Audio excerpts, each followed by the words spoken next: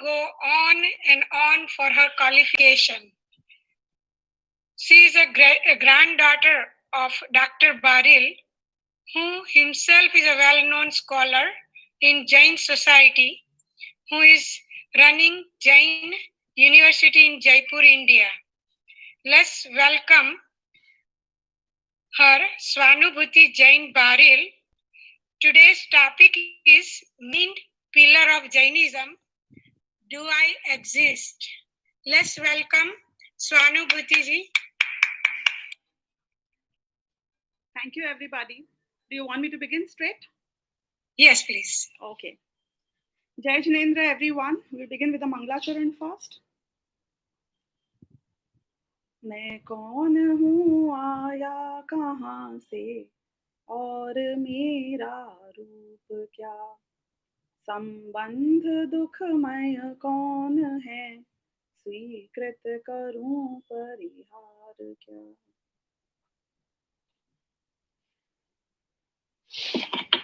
It's a pleasure to be meeting all of you here today. It would be very, very helpful if you could keep your videos on. So, I would connect with the audience. I would have preferred to actually rather stand on a stage and interact by looking in your eyes directly. But of course, with the current limitations, let's try to make the most of what we have. So the topic today that we shall begin to ponder over is, do I exist? So usually we start engaging in some spiritual talk whenever once in a year there's Paryushan Mahaparva or probably Daslakshan Mahaparva. And we try to find some peace, some solutions to certain problems. I'm sorry to interrupt for a second, but we are not able to hear you. The sound is very low. Can it be louder? The mic volume needs to be louder. It's a very low volume. Okay, is it low for everybody? Yes. I will then try to put the earphones on. Sure. Give me a moment. Yeah. It's in my drawer there.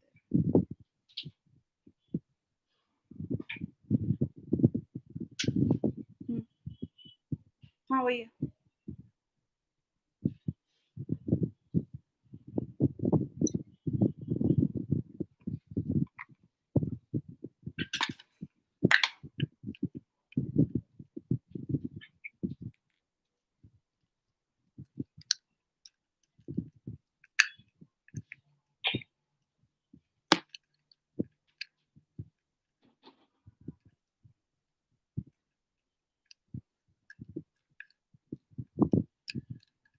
Mayurji, some people just joined, so can you please repeat her introduction until she puts her headband? Okay, she's ready. Okay, she's ready. Okay, how is my voice now? Lot better. Great. Very nice. Sure. Good. Yeah. Thank you. So this will be a pretty, interactive session, though, you can't raise your hands immediately as we wouldn't want to disturb a lot of others. But what we're going to do is we'll have a question and answer time at the end, and reserve your questions well. You can note it down, you can put it in the chat box, and I will definitely address as many as I can today. So we were on the point that most of us, during Paryushan Parva or during Daslakshan, try to find something that we don't get year round in all the materialistic world. We all lead individual different lives. We are all so very different. We have our own ideologies. We call ourselves different names. But if you see, we have our own individual separate issues and challenges that we face. But if you try to analyze them, you'll realize that there is some common thread. There's a common theme to all the challenges that we all face. They may look very different on the face of it, but let's try to see whether the challenges could be generalized And are the solutions there? Are they present? Do they exist? And what are those? While we'll have hardly an hour on the outer side, and it's difficult to raise all the questions and then find answers to all immediately, but I will definitely do the job of raising the right questions today. And we will, like the web series, they end with a lot of suspense, so that you wait for the season 2. Probably we will do the same. um, let's think about our lives for a moment. Let's take a pause and think about, don't you see that we all are in a certain race? We all are so busy doing certain things. In the last decade, most of us would have played a game called Temple Run. It's called Subway Surfers also. There are various, few hundreds of versions on the same theme. Each of them has a different character. They may have different set of challenges. They may have different reward system. They may look different. But end of the day, if you really realize, they are all in a race, a blind race. If you want, you could even Google up after this lecture.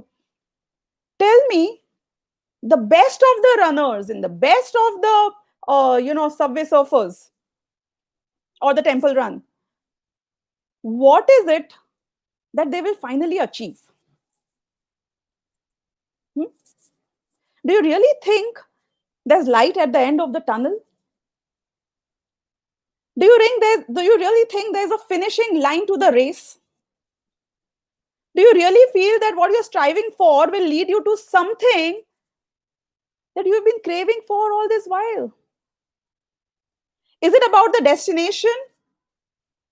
Or is it about the entire journey itself? See, one common thing amongst all of us is definitely that we are not currently happy or satisfied. But I really want to know that, does happiness even exist? And if it does, where and how? So let's get back to the same game that we are talking about. Tell me, if all the players, how many of you have actually played this game? Do you want to raise your hand? Yeah, great. So you relate to what I'm saying. Were you addicted to it for a while? Okay. Maybe somebody isn't and maybe somebody is. But looking at the trend of the last decade and as many number of games that got developed, it definitely meant that people were hooked onto it. Now, what I fail to understand is that everybody, when they knew, those who were hooked onto it, that this is leading nowhere, what still got them going? You may not be in that particular game, Mr. Anonymous, but we definitely are playing that game in our own lives. You're running day in and day out. There is a race. Whether our back is broken or not does not make a difference, but we do never stop running. We keep running. We keep running. Look at the lives of yourself. Look at the lives all around you. Don't you think we are looking at the challenges too close to really look at the bigger picture beyond? I will give you a very simple exercise to do, and I will ask you a question. Is my palm, you can see my palm here, you can see your own palms also. Is the size of the palm bigger, or is the size of a mountain bigger? I mean, isn't it too obvious a question? Who would say that a palm is bigger than a mountain? But let me give you an exercise to do, and then you could answer me the same question. Just keep the palm in front of your eyes, both the eyes, close enough not to see beyond. Now tell me, what is bigger, the mountain or your palm? Of course, it is the palm now. It's obstructing as big an object like a mountain. So, which definitely means, and that we should realize, that we live lives too closely enough to look at the larger facts of life, larger goals of life. When you're playing that game of Temple Run, you're so obsessed with the short-term challenges, the demon monkeys, or the coins that you're earning, you don't look beyond. You want to clear each level at a time, but you don't care what's going to happen eventually. You know, nobody's ever reached any level which is going to be the ultimate level,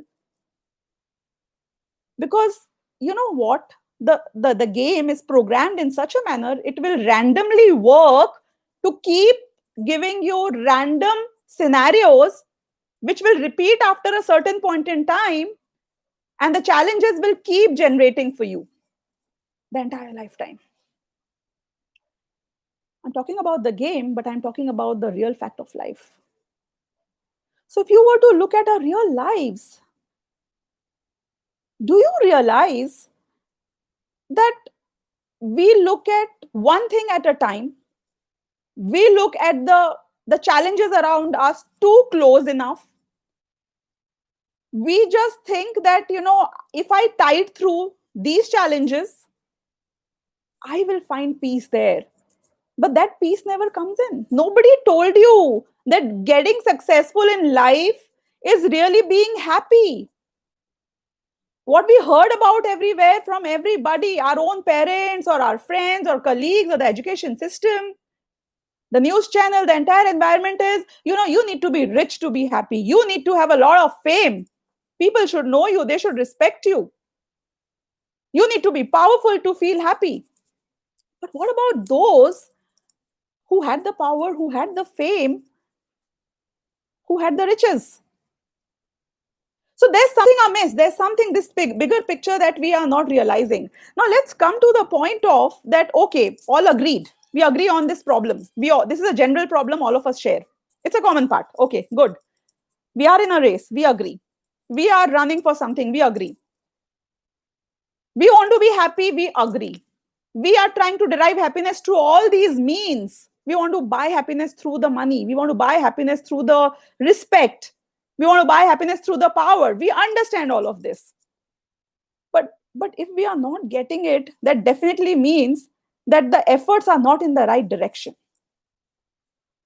The first thing and the biggest thing that we need to know about is, I am so obsessed by being conscious about things all around me, I forget my own existence.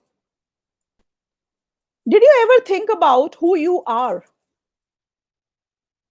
Where did your journey begin from? What is the final end of your journey? Where would we reach? Where do we want to reach? I can see all the human beings around, at least, you know, who are created in the wombs of their mothers and whose end goes into the crematorium. So is this what life is all about? Or do we have a separate existence? Do I exist? Let's talk about me right now. Am I a alter ego, like I am in a game? Am I into the situation that I feel I am in, and that is my existence through the phases that I feel, through the emotions that I feel? Can we think about, you know, am I an independent entity, or am I an amalgamation of many entities? Okay, let me challenge you. Let me tell you, I feel you don't exist. Can you prove you do exist? Why do you need to even prove to anybody that you do exist? You must have heard the phrase, I think, therefore I am. Yeah, you can't feel my thought process. You can't feel my emotions, but you can definitely feel your own thought process and emotions. So does that not prove it to you that in the present, at least, you do exist? Even if it were a dream, even if it were a fragment of imagination, even if it were an alter ego. But in whatever phase that you feel you were, didn't you exist in that moment? You know what we fail to realize is, when we play the game Temple Run, What are you fighting for? You are every moment afraid to lose your life. You want to save your lives because you have limited lives, 3 lives, and the game is over. But my question here to you is, does the game ever get over? Does the character really die? Is there a final end to the character who's running ever? While we are so very obsessed with every life that we get in the game, we are trying to save each life. But the point here is that the game never ends. The lives never end. One game may end at a time, but the game that never ends. So, did we ever think about this aspect about ourselves, that to be greedy or to fear losing lives was just a myth? It was an illusion. It was created to keep you running. Because once you realize that your existence transcends all of those lives and the credits and the coins and the challenges, you will have no motivation to play the game at all. Isn't that an illusion? So, coming back to our lives, I don't want to die. I am so scared of the phases I am in. I am chasing smaller goals who are so short lived because I really don't know who I am and how long am I going to exist. If you had ever realized that your existence is since eternity till eternity, your game never ends. Your lives may end, but your game will not end. You don't have just 3 lives. I will come to that aspect also. That also holds true in our case. You do have limited lives, but in what sense, I will come back to later. So, the main question that we are trying to understand is, do I exist? If I do, who am I? How long will I exist? Because unless I know that the ship I am on is not going to sink, it makes no sense for me to keep investing in it. So imagine somebody who thinks that his existence will never end.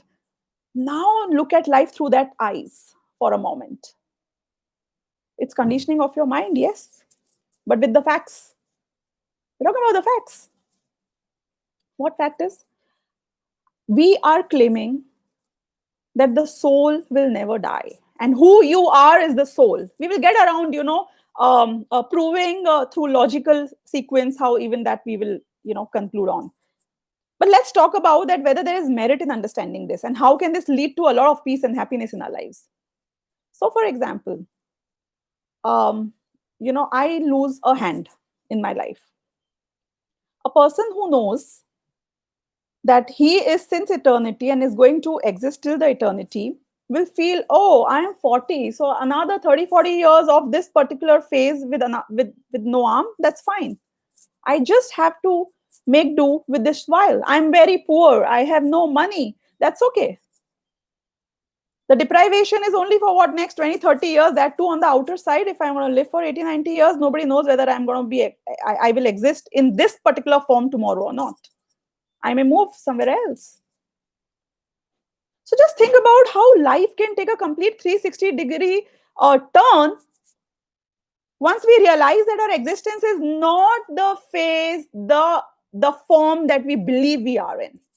It's not about this one game. It's about the game which never ends. For me, the game is never over. So I'm talking about, imagine a situation whereby, coming back to the game of the temple run, you get that superpower sometimes. And when you get that superpower, you don't get burnt. Come whatever fire may come any demon, come any, challenges, they will try to cut you and stuff, but you just sail past through without getting hurt at all. You remember that phase of the game as well? You're so fearless, you're so invincible, you are unbeatable. Nobody can ever harm you if you are in that phase. The real me is like that. Imagine yourself, you were a soul who would never get burnt. Yeah, I may change my form. That's okay. I may move from one phase to another. That's okay. With the same thing, you watched the movie Jumanji? Some of you have any of the one, two, threes. What's the underlying concept in that movie? I don't want to give you the story of the movie. How many of you have watched it? So you're relating to it, at least I know. Great. So now the theme of the movie is that you get into a game and you have limited lives. If you achieve your goal in the game within those limited lives, you get liberated. You come out of it. Otherwise, you're trapped forever. Our life is exactly like that. Now, did it hurt them if they were, facing the challenges, something was coming upon them? Were they hurt? They were hurt. But the concept was clear. Sometimes they gave up their own lives because the goal was so clear that they need to achieve what they need to achieve. Oh, of course, they were not giving up their lives very easily. They could feel what was happening in their bodies, but they knew that, that was a fact for that while. The character had a fact sheet, which said when you tapped upon it that these are your strengths, these are your weaknesses. Did they live to change the weaknesses? Was that their goal in those lives? Or what was the thought process in the movie? They knew this is an avatar. This is a character I'm playing for the while. And once I know that these are my strengths and weaknesses, they will only hold true to the phase till I am in this character. I am not the character. I am in the character, but I am not the character. What's the difference between the two things? It means that I outlive this. It means you don't define me with the strengths and weaknesses. What the character shows up there. A man who is 6 feet tall and, who has, abs and, very, very strong guy who goes to the gym and very, very healthy. He gets into an avatar of a short and stout and, obese man. Does he start going to the gym when he's playing the game? Or is he so focused, being aware of the weaknesses that he has, that no, I need to achieve my goal, so I get liberated? This is what Jainism preaches you. It tells you that my existence is not the existence of the character I'm playing right now. Swanubhuti Jain, she has a set of strengths, she has a strength of weaknesses. Tanmay Shah, Manisha Shah, Jill Javeri, Richa Chabda, Rishi and Neil, Shailesh Javeri, Arpit, Khushbu, Jignesh, Riya, Ila, Nikhil, Nina, all of you there, Mayuri ji. This character that you're playing right now is not you. You have certain strengths and weaknesses.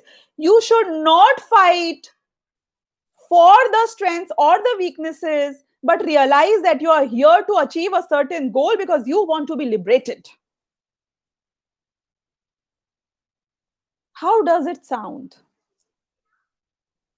Can you get into the mode of realizing that I am not what I see in the mirror?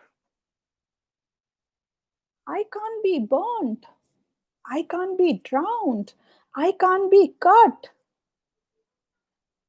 Imagine yourself in the form of a ghost for a moment.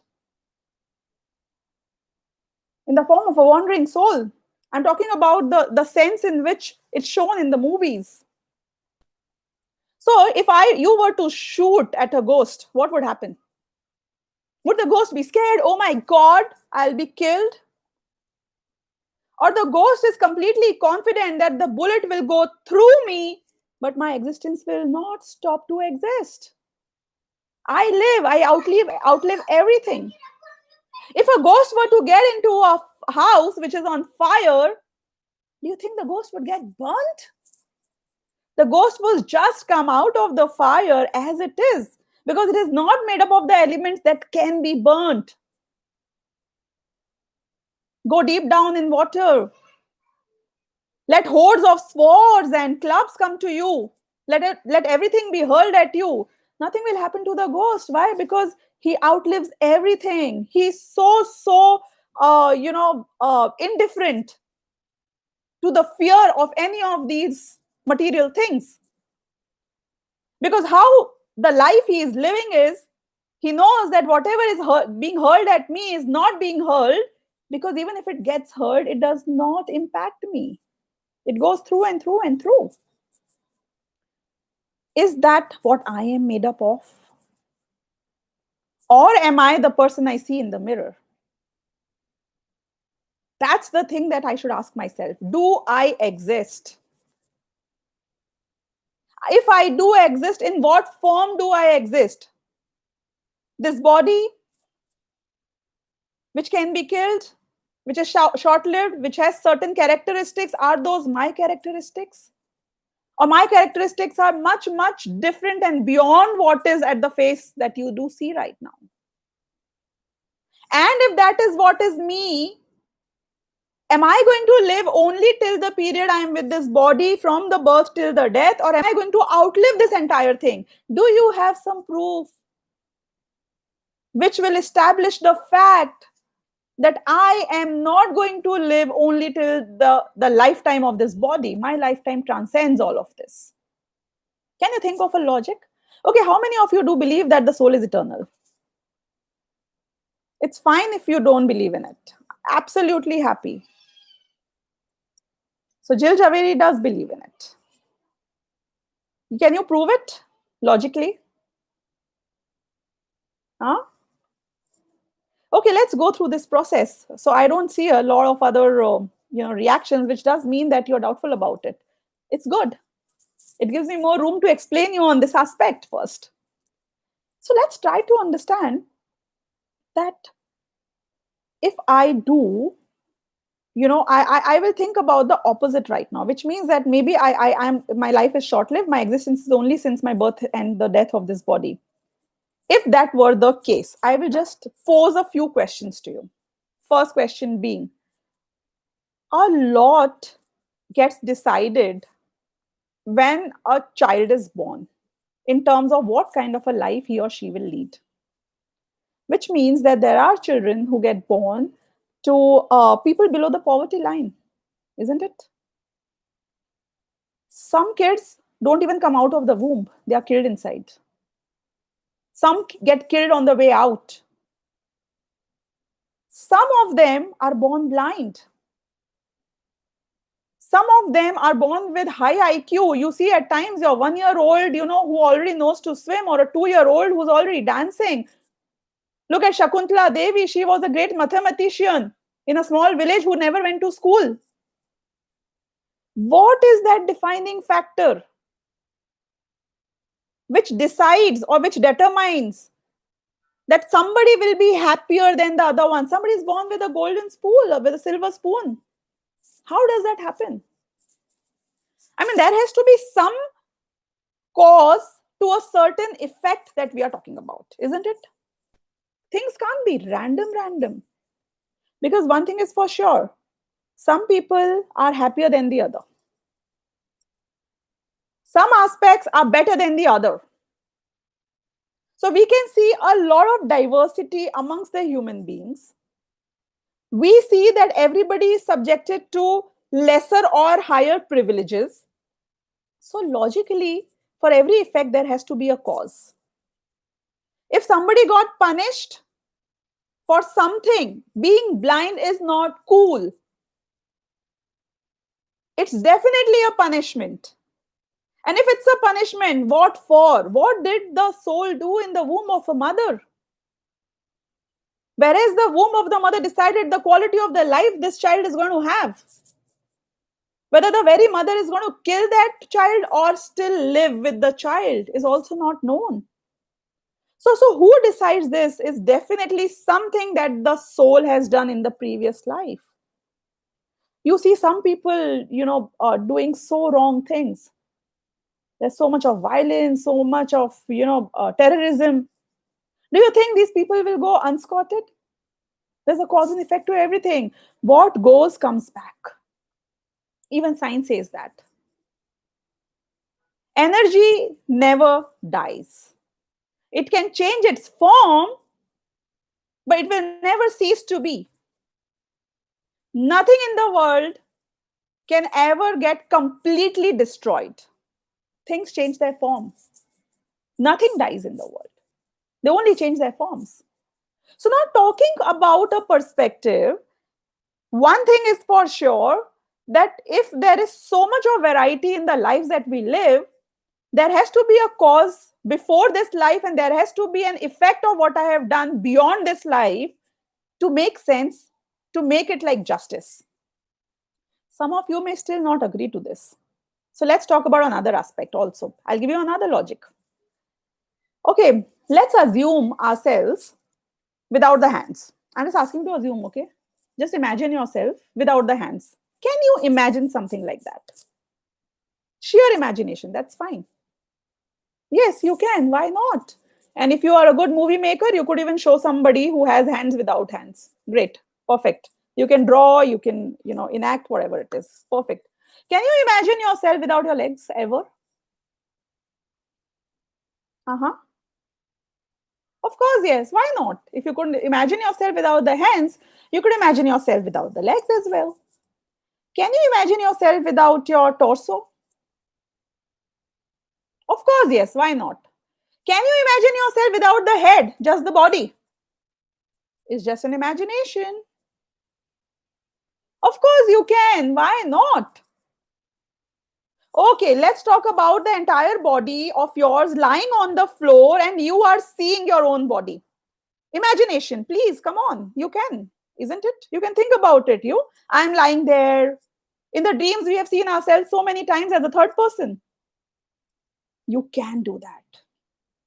Now I'll come to the trickier part. Can you imagine yourself completely inanimate, being conscious about nothing? Maybe you say, yes, why not? I imagine myself to be a table today. Great. You will be conscious about the fact that you're not conscious about anything. Wow, you're still conscious about it. You can never imagine yourself without consciousness. Even if you do, you'll be conscious of the fact that you're not conscious, but you will still be conscious of that. Which means, who are you? I'm not the head, I'm not the arms, I'm not the legs, I'm not the torso, I'm not this body. What I can imagine myself without is not me. Can I be a horse in the next life? Of course, yes. What's stopping me? We are so similar. I know there is a common connection between a horse and me, and what is that?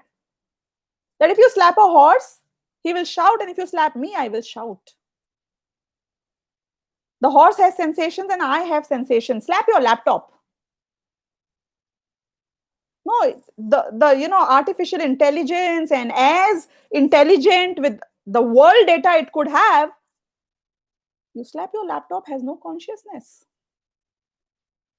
An ant will shrink if there's a fire or water coming towards it. But a laptop, nothing will happen to it. A robot, nothing will happen. So there is a sense of consciousness, which I have, which you have. I can't feel your consciousness, but I can infer. We can derive through inference. The way I shout, the way you shout, it means we are alive. Life means consciousness. And if only consciousness is what I am, then everything else is not my avatar. It may be a phase that I live. It may be a body, a character. It may be a phase, but it does not define me. I don't have to live with it the entire life, and my life is not what this life seems to you like. Can a Tanmay Shah become a Richa Chhabra in next life? Of course, yes. In fact, while we don't have the time to discuss this at length today, but you know what? I mean, if you dive deep into our Shastras, they tell you everything in the world works in a cycle. Look at the smaller things, look at the larger things. The cycles may be small or large, but everything is cyclic in nature. Which means, do you see that the sun rises every day? It has a cycle of 24 hours. The seasons have a cycle of certain months. Even any, the cosmic activities that you see, even they have a cycle to them.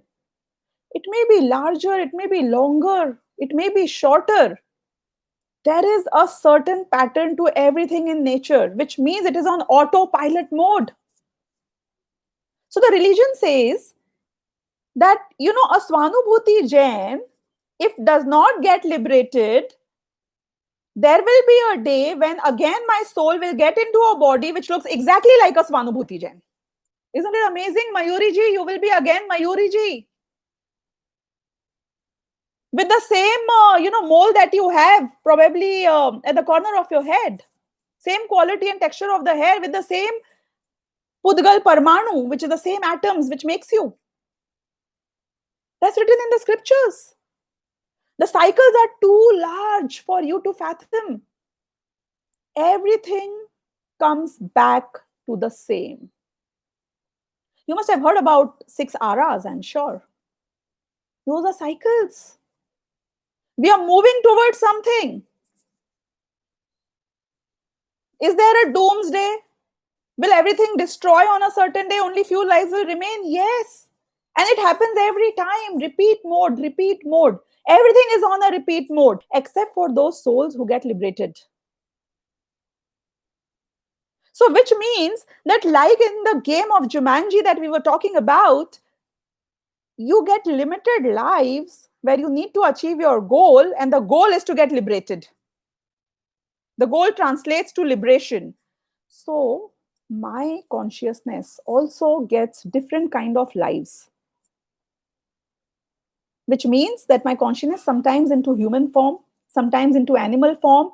Can I be a plant someday? Yes, I can be. I was. And when I was a plant, just close your eyes and pinch yourself. The feeling of pinching that you feel is exactly the feeling of pinching that a plant feels, just with the eyes shut, because they don't have the eyes. The consciousness may change its form. It may change in the level of the senses that they may have, but the basic feeling that I have when somebody pinches me, the misery that I feel, the pain, the hurt that I feel, is exactly the same in the case of the plant. Exactly the same. Sometimes, yeah, worse, because I still have the power. If you pinch me, I can retaliate. I could hold your hand and probably slap you. But a plant could not do anything at all. A plant cannot do anything at all. Why? Because he does not have the power. So are you deprived of your power in certain forms? Yes. But the consciousness remains. The consciousness does never change. Now, who decides whether my powers, my strengths will go low or they will become higher day by day? And why should I, depend on somebody for, controlling my characteristics and my powers? It's my own karma that determines it, which means that you are responsible for what you are. You deserve to be unhappy, and hence you are unhappy. You haven't done anything about it, hence you are unhappy. Whose fault is it? It's your own fault. Because people who work towards the goals get liberated.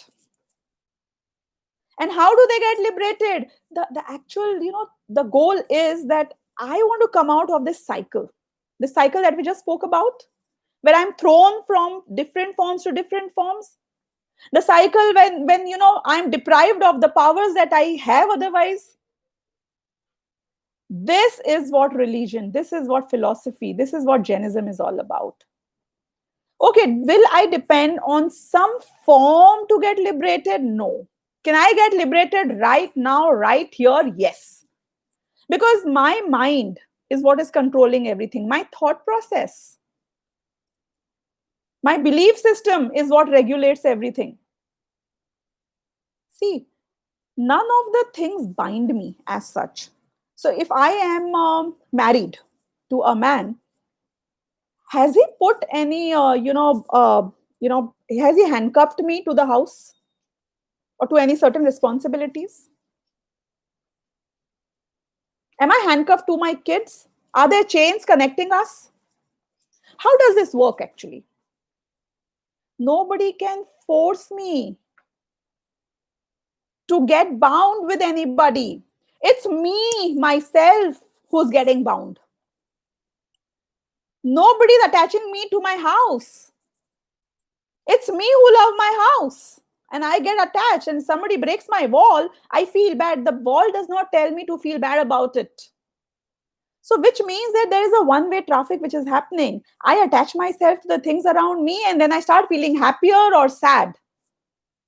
Whereas the fact is that what I do is completely in my own hands.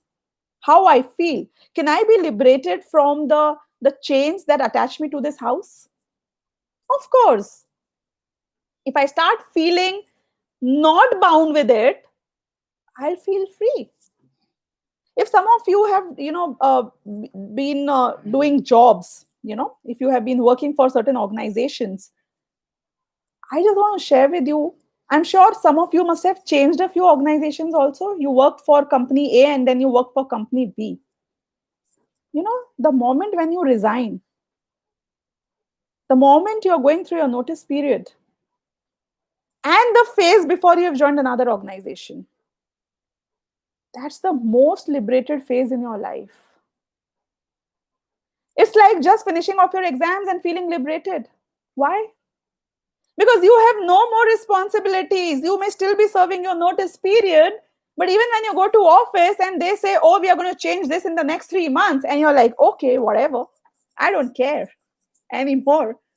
I'm here another 20 days and I'm gone. And once I'm gone, how does it make a difference to me? Even if the company lives or does not live, it goes bankrupt, doesn't make a difference to me. How is that feeling? You were so concerned about every aspect of that company, and suddenly the moment you realized, your belief system said that no, I have resigned, I have nothing to do with this company anymore, you have no more responsibilities. It's a state of mind. You are liberated. The fact is that I am invincible. The fact is I will live always. I will never die. Come what may, I will never die. I saw a dream long back, and it touched my heart so much.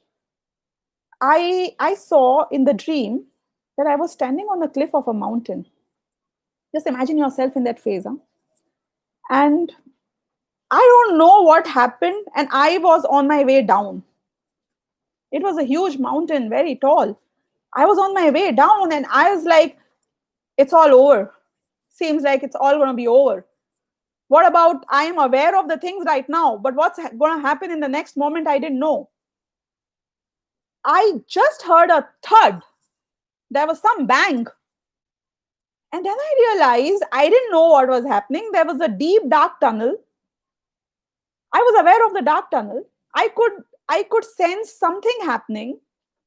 And then after a while, I suddenly see that I can see things around me. Everything around me has changed. No, it was not the same anymore. I couldn't see myself. I could see some tiny hands. I could see some huge figures around me. Everything around me was so different. What I really realized after a moment was, you know what? My life changed. I came into a new form. That's how I am. I enter a building full of fire. For a moment, I will feel the fire. I'll feel the pain. Suddenly, you will realize that you're off somewhere in a dark tunnel and you're in a complete new environment. This is how life is. You begin your next temple run race there with new settings, new challenges, new surroundings. And then what happens? You have no time to think. You don't realize what you really want. You again live that life. And then you realize again you're off to another form altogether. The main thing is that while I will never cease to be, wherever I am, however I am, whatever form I am in, but the most important part is I never found happiness anywhere. And does happiness really exist? It does, let me tell you. And I can feel it here. Like the sense of liberation I spoke about. When you leave your job, when your exam just gets over, it means that I have good times and I have bad times. Which means that I like to be in good times, I don't like to be in bad times. Which means that when I have a lot of concerns,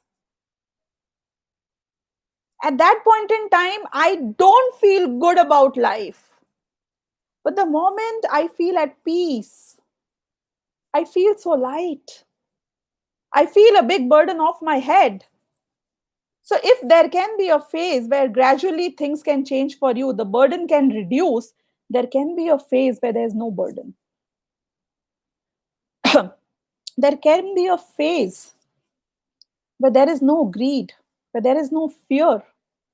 And when you are in a life, when you don't want anything and no, you don't fear anything, let me tell you, you're completely liberated. So I'll give you a very crude example here. Just go by the aspect that I'm trying to explain. You must have heard about King Akbar. He was married, if you have seen the history ever, in India, there was King Akbar and there was a queen called Jodhabai, who was a Hindu princess, and she got married to King Akbar. And she did not want to get married to him at all. And it was a political, marriage. So she was forced into the marriage. Now, King Akbar already had a few more, other queens before her. And there was the stepmother of King Akbar, who was the nanny and whom he respected a lot, who was called Mahamanga. So there was this, a web series that I was watching on this, and there was a very good dialogue, which this lady says. So Mahamanga, who's the stepmother of Akbar, does not like Jodha at all because she's a Hindu, they are Muslims, and for a lot of other reasons. She wants to, plot against her and ensure that she either dies or runs away, whatever. Now, there's a dialogue that she says when she's conspiring with the other queens. She says it's very difficult to, overcome her because she does not want to be the favorite queen of the king. She has no greed. She doesn't want anything out of, being a wife of Akbar. In fact, she always wanted to run away. So she has no greed and she has no fear because she even does not fear death. She's happy to die if she has to. She's like, I can't control this woman because a person who has no fear and no greed is completely invincible. That person is a free bird. If that game of Temple Run, the man who runs, there is no race if he does not want any coins, there's no greed. There's no race if he does not fear the challenges, there's no fear. There is no damn race. We all are in the blind race. We don't know what's happening around us because of these two tools of greed and fear who control me like a puppet. And I don't even know whether these are justified enough. And there has been never any phase in my life where I avoided all the challenges and still I had no fear. And there has been never a phase in my life where I got everything that I needed and still I had no greed anymore. So is it possible to be free? Is it possible to be at peace? Can the state of mind change? Can the greed and fear completely get destroyed? Can I be liberated? That's what Jainism talks about. From where we are to a complete liberated stage. And there are liberation in phases that can still be achieved through the positions, the stages that we are in. It's all a state of mind. It's all in here. We are looking at our lives through the palm and we can see nothing else but the closer, small things that, design our days. That push me, motivate me, or they want to, try to push me into things which I don't want to do. I'm not looking at the larger picture. Somebody, abuses me. How does it make a difference? It's a small phase. Look at the bigger picture.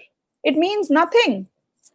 So life is all about taking 2 steps back, looking at the bigger picture. Will this game ever end? No. My game never ends. The phases may end. It's an illusion that the game ends. This illusion must be overcome. How will it be overcome? Through the knowledge that I am not this character, but I am the one who will transcend all of these characters. Do I want to change my weaknesses? No, I don't want to change them. Why? Because they will only last till I am in this certain character, this form. The form changes, my character changes. So it's okay. All my efforts are in the wrong direction. Just think about a person who will die in the next 3 minutes trying to go to a parlor to straighten the hair. It's such a waste of effort. So, similarly, what we are trying to do is live the small life and give it all, wherein it is just not warranted, it's not required. Our focus is wrong. We are too myopic in our view. We're looking at too shorter lived things. We should look at the longer phase and look at the bigger things in life, which is going to impact my existence, which is not equal to this particular body or life. So with this, I think I will, take a pause for the Q&A, and we will try to make things more relevant for the people who are out there. Okay, so there's a question. Aren't we assuming that the universe is fair? I can imagine myself under anesthesia, though. Isn't that a state of unconsciousness? Okay, these are two different questions, and I will, cater to both. First question is, aren't we assuming that the universe is fair? Yes, we are not assuming, that's the fact. So, if you look at a lion eating a deer, you may feel, because you're myopic, right? You're just looking at this face. So, you feel that, poor deer, getting killed, and you feel that the lion is at fault. But nature is always fair. There's always justice there. What goes around comes back, which means you don't know, but the deer in his previous life was the one who had killed the lion. And the lion was a poor creature at that point in time. And this lion who's killing the deer today, don't you worry about it. He will pay for what he is doing in future. You know what? This one concept, if we do understand and realize and believe in, that what goes around comes around, which means that if I'm slapping somebody today, I will definitely get a slap back. From the same person, from a different person, in this life, next life, nothing goes, without a same, equal, and opposite reaction. Which means if I'm cheating on somebody today, I dupe you of your money, don't you worry about it. I'll get duped. This life, next life, through you, somebody else. It's coming back exactly. I kill you, I get killed. So people who eat non-veg, if ever they really knew about this fact and they believed in science, what science, that what goes around comes back around. For every action, there's an equal and opposite reaction. It means that every animal that you eat today will definitely be equal to you becoming that animal who's getting eaten in future. As many times you will be that animal, as many times you'll get eaten. Do you ever think that people who have continued eating non-veg, had they known this? Can anybody do anything wrong if they knew that this is coming back to them exactly in the same form? Nobody would ever do it.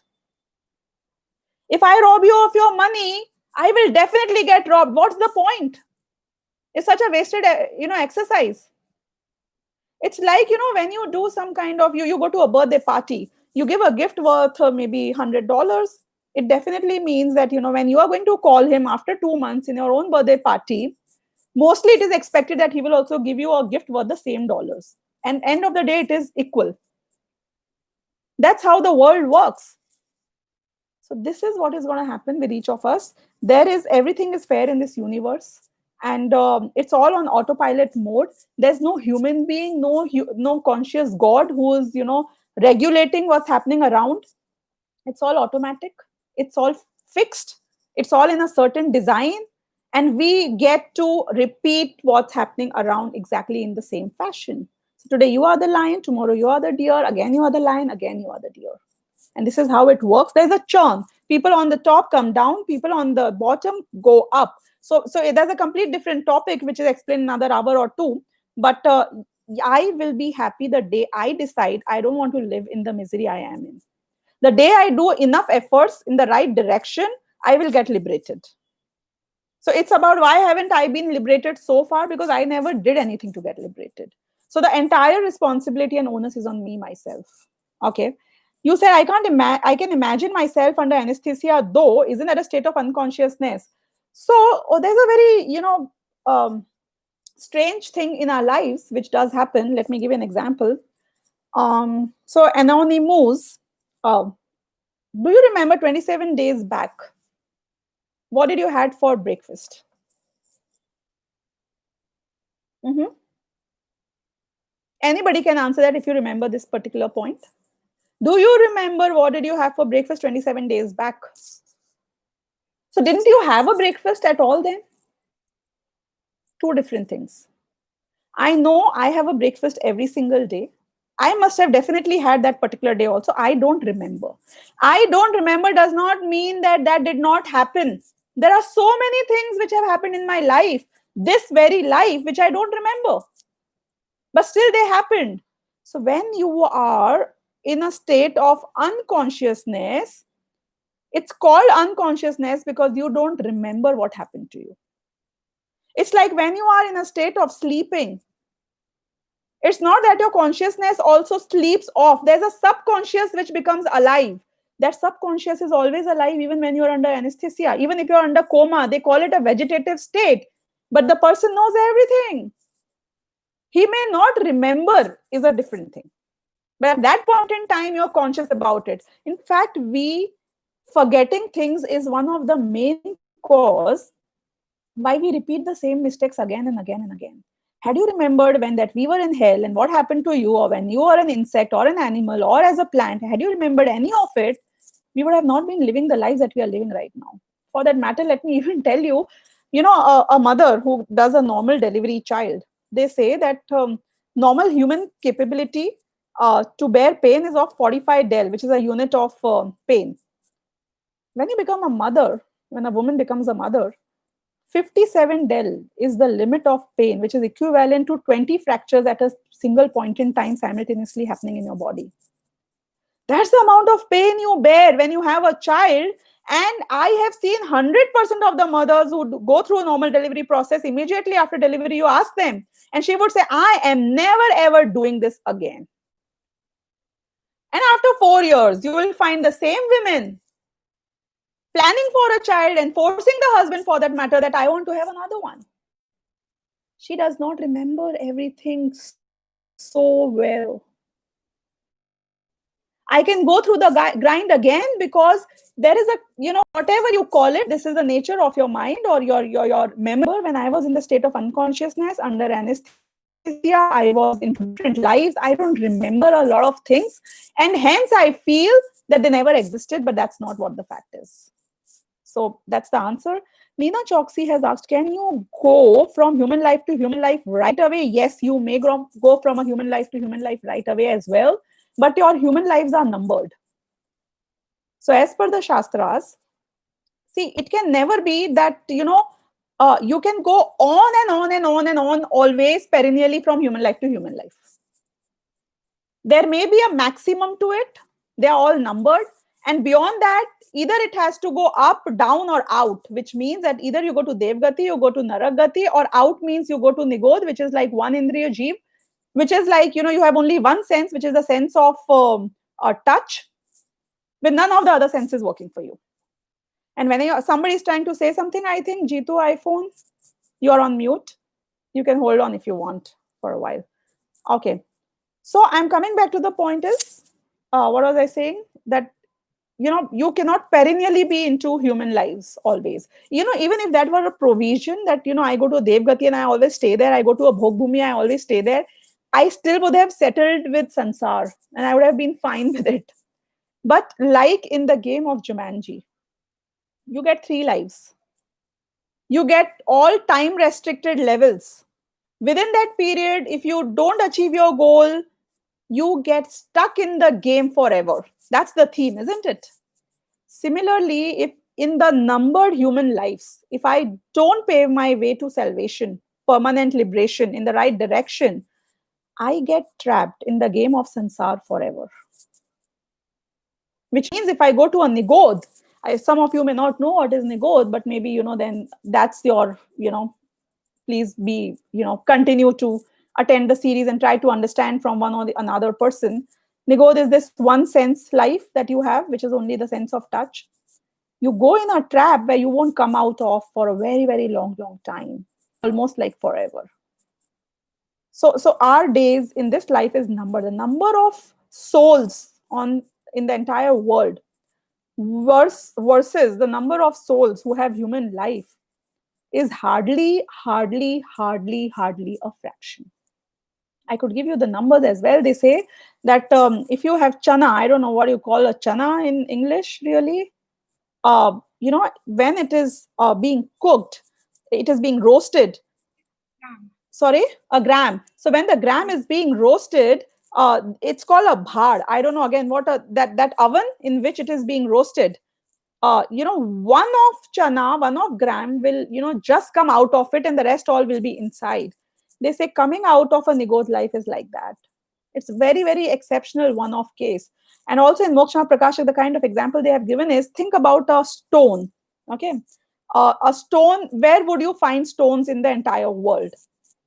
On the ground. Some stones who are being flipped may still be in the air, but how long? There'll be hardly a few more seconds before which will come down again.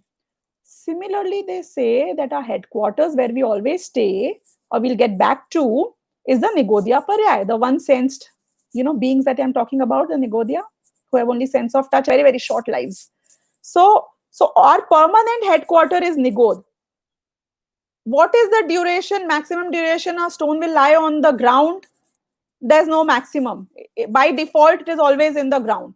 Yeah, the moments when the stone is in the air are very, very numbered. They're very, very few. So our soul is like that stone, which is permanently there in the Nigod. Sometimes it comes out into different forms, including the forms of ants or mosquitoes or animals and all the other forms that you can think about and you can see around you. And within those numbered lives, if I don't pay my way to liberation, my stone goes back on the ground, which is the Nigod. And hence, it is very, very urgent to try to do something about our lives, about our happiness right away. Else we are trapped forever, almost forever. Okay. Another question from Rishi and Neil is, can new actions create new karma? Or are all actions a reaction to previously created karma? Of course, that's a cycle. And the beauty of the cycle is that all current things around me, that surround me, are a result of whatever previous actions I have done. I am independent to react in a certain fashion to the current surroundings. I'm independent. Nobody forces me. And hence I am saying that I am responsible for my future. My present is responsible for my future. Whatever happens around me right now, like for example, somebody were to abuse me, I don't get angry, right? Because I know I'm the soul, right? I am transcending everything. There's such a phase. This person himself may change another day. Poor he. Why is he even abusing? He's earning bad karmas. So it was the bad karma which got me the abuse. The new, thought process I had resulted into new good karmas rather. So I flipped. I changed the course of the current karma. And it is the other way around also. I get a present, I get a gift. It was a good karma which was giving me fruits. And I thought, and my gift is smaller than everybody else. I am not happy with this. Give me better, bigger, more. So you had a good karma giving you fruits and you ended into doing a new bad karma. So my present dispositions, my present thought process is completely what is responsible for my future. And this cycle goes on and on because mostly if somebody slaps me, I'll slap him back. This is how we do. Somebody abuses me, I'll abuse him back. Something good happens to me, I will try to do good to others. Something bad happens to me, I'll try to do back to others. So unless we deliberately come out of the natural reactions that the situations may pose for me, I will not be able to come out of this vicious circle. And this is how it works. Any other questions? If you want to even just unmute yourself and speak the questions aloud, I think I should be fine with it. Although I think time is almost up, Mayuri ji. If you want to lead I am good with that. Thank you very much, Swanubhuti ji. It was an excellent lecture. We are very happy that you came this stage. Now we are gonna pray, all of you. Please listen Sure. to this. When we do the lecture series in a Jainism, we always bow down to Agam Vani is a Jeen Vani, which is all about universal truth. Jinvani is mother of our soul, our being, who shows us path of our purity of our soul. Agambani comes from Arihantas and written by Muni or saint. I also bow down to